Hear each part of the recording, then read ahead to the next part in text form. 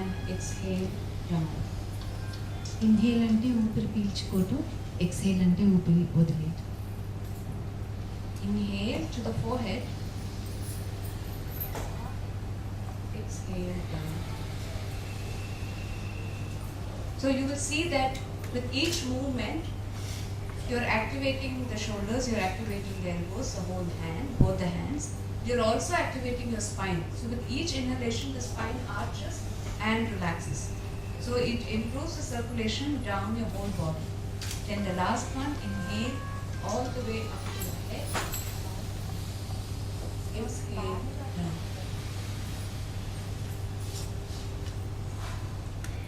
Shall we do it 2 times to each part? So inhale to the forehead now. Exhale. Inhale all the way to the top of the head. And exhale. Remember, throughout this movement, your body has to be very relaxed, so don't keep it stiff and tight, because any tightness will compromise with the flow, the circulation, and with the flow of the prana. And also, the mind has to be totally focused. The breathing has to be very relaxed. You don't have to do, not necessary. Just normal breathing, more consciously, because the more you do the practice, slowly the breath will become longer. So if you see any of us doing it, it's very gentle. Engage the spine also. Now the next is a very interesting breathing technique. It's a pranayama technique that you can use anytime. Exhale through the nostrils and bring your head down. Okay, one more demonstration. Inhale, keep the tongue out, roll it, inhale, suck the air in through it. You'll feel the cool, refreshing air passing down your throat. Close your mouth, exhale through your nostrils and tongue. Now, everybody can't roll the tongue. Can you try? How many people can roll? Some of us can, some of us can't. Really doesn't matter. I can't do it. I've been doing yoga for 20 years, but I cannot roll my tongue. So we have an alternative technique. What we try to do is, imagine as if you are drawing air through a straw. So just purse your lips, keep a small gap. ఈ నాలుగు మడత పెట్టని రాని వాళ్ళకి Very small opening, and the control is here.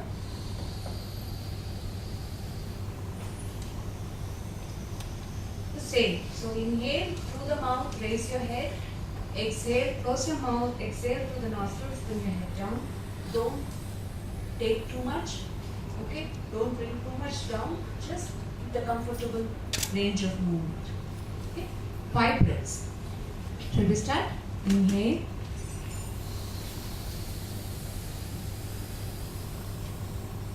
Exhale. Do it at your own pace. Each one's breathing is different, so do it at your own pace.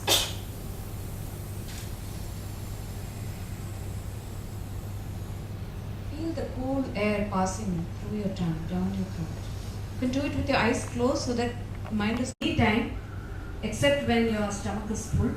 So when you're feeling tired, you can just do this 5 or 10 breaths. You already feel more refreshed, more relaxed. And maybe when there is very severe symptoms, when you're feeling uncomfortable, it's very difficult to do yoga. Otherwise, you can do this technique anytime during the day, except when your stomach is full. Now the third one is a very interesting movement, because we are going to engage the body, the spine, and we're going to work on all the joints, the wrist, the elbows, the shoulder joint, and the spine, including the neck. And we are going to do it with a visualization. So we are engaging the body, we are engaging the breath, and we are also going to engage the prana. So this technique is called Avahanam. Avahanam is bringing in the prana. So the inhalation will be, as you inhale, you are inviting the prana to enter into your body, exhale into your body, and then inhale, Pull out all that you don't need and release it. Can everybody do it? Inhale.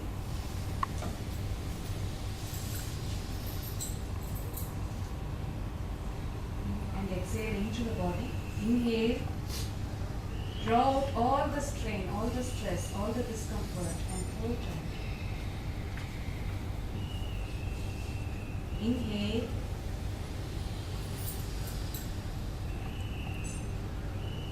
Exhale into the body. And then inhale. Exhale.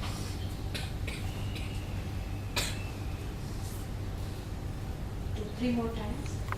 It's going to be a combination of asana and pranayama.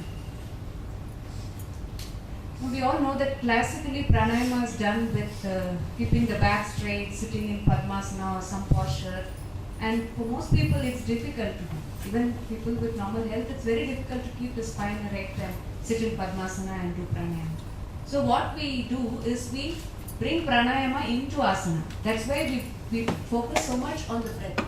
80% of the healing in yoga happens through the breath.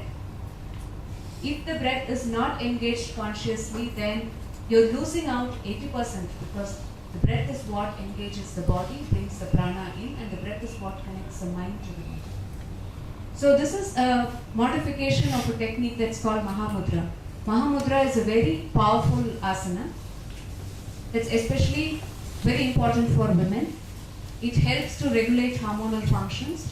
It also helps to improve the functions of the liver, which we need to because of the treatment, because of whatever we are going through. The liver function needs to be improved, so this posture is very good. Now we are not going to do the classical posture. This is a modification. So you sit with your back straight, just comfortably, and put your feet apart. Okay? And bring both your hands to one knee.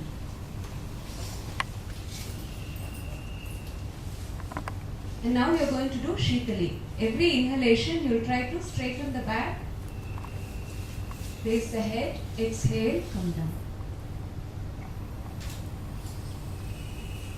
So you see as you inhale how the back will straighten. Exhale, close the mouth.